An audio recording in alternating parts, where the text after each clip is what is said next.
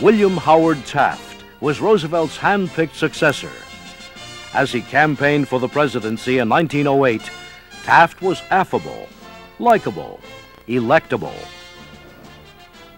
He was a sweet fellow, weighing 300 pounds most of the time. When he got nervous, he ate too much and went even fatter. But he was Mr. Happy Man. Get on the raft with Taft, boys, get in the winning boat. The man worthwhile with a big glad smile will get the honest vote. In 1909, Taft became president and continued Roosevelt's crusade to make government more efficient and to break up big business monopolies. Yet Taft had his own style and failings. Taft was inept. He also had a certain laziness of manner. Presidential historian Henry Graff. When the presidential train moved out of Union Station in Washington in Theodore Roosevelt's time, Roosevelt would be out on that observation car platform making a speech if the only person there to hear him was the ticket taker and the person sweeping up. Where would Taft be? He weighed 350 pounds. As they used to say, he'd be fast asleep in his reinforced berth. Increasingly, his presidency became troubled. Progressive elements in his party were at odds with him.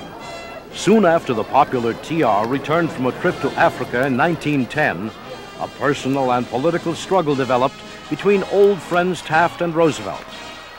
The result was a split of the Republican Party. When Roosevelt failed to win the Republican nomination, he formed a third party, the Progressive Party, nicknamed the Bull Moose Party. It was a bitter campaign. The split proved fatal to the Republicans, but in the end, the Taft administration failed on its own. In short, he stumbled over his own feet, and he was a disaster as president. After leaving the White House, Taft became the only president to serve on the Supreme Court. He was appointed Chief Justice. It was an office he had long sought and brought a respectable end to a long government career. Number 27, William Howard Taft, Republican, 1909 to 1913, age 52, from Ohio. Originally brought into the civil service by President William McKinley, Taft had distinguished himself as the Governor General of the Philippines. Taft went on to serve under Roosevelt, and the two men became best friends.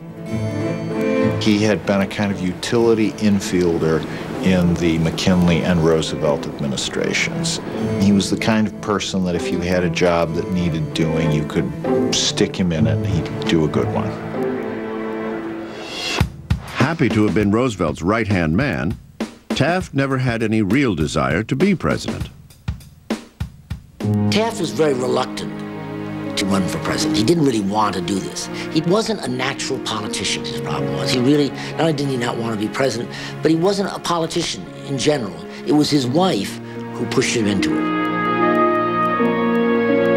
Taft's wife, Nellie, had always dreamt of living in the White House. Ironically, soon after Taft's inauguration, Nellie suffered a stroke and was never able to enjoy the First Lady lifestyle she had wanted so badly. A lawyer by trade, Taft's one ambition had always been to be a Supreme Court justice. He said once that a good judge is our model in our minds of what God is like. Not that he, aspired to be divine or anything like that, but he thought that a good judge was the highest human type, and that's what he wanted to be. As president, Taft took a narrow legal route in all matters, quite different from the precedent-setting Roosevelt.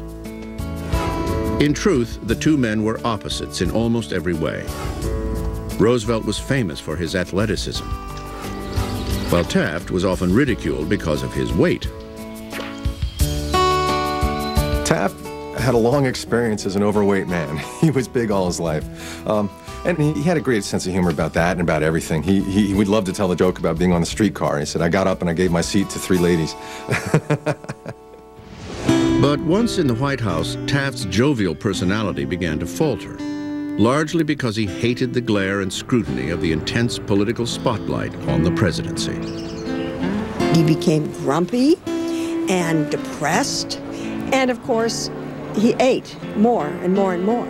And he gained 100 pounds, up to 355 pounds. This was a symptom of his unhappiness.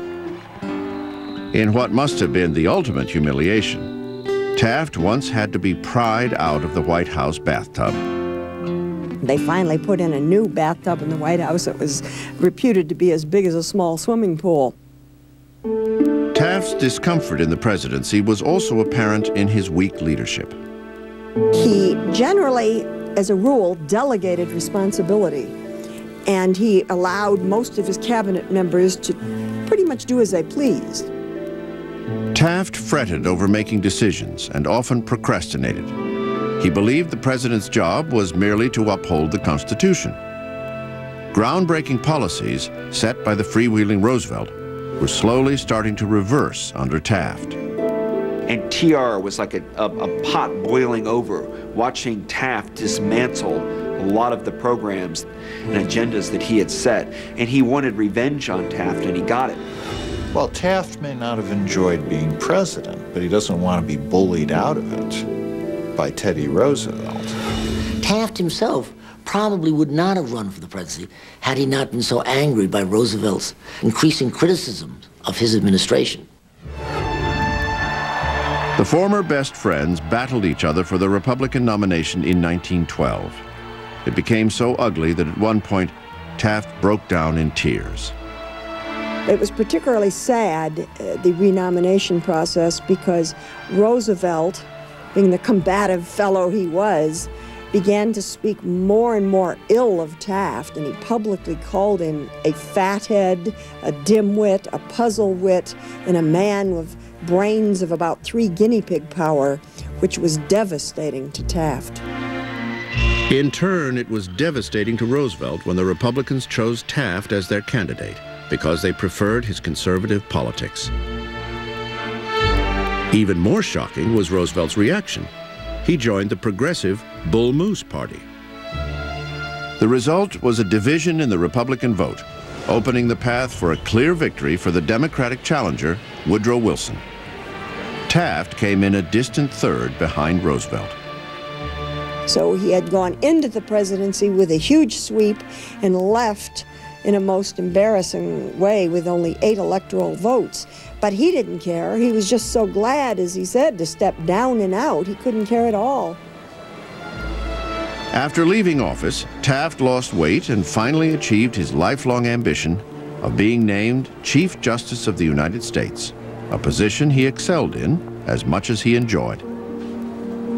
Sadly, William Howard Taft's legacy has long been overshadowed by Theodore Roosevelt's, which is largely due to the great differences in their personalities.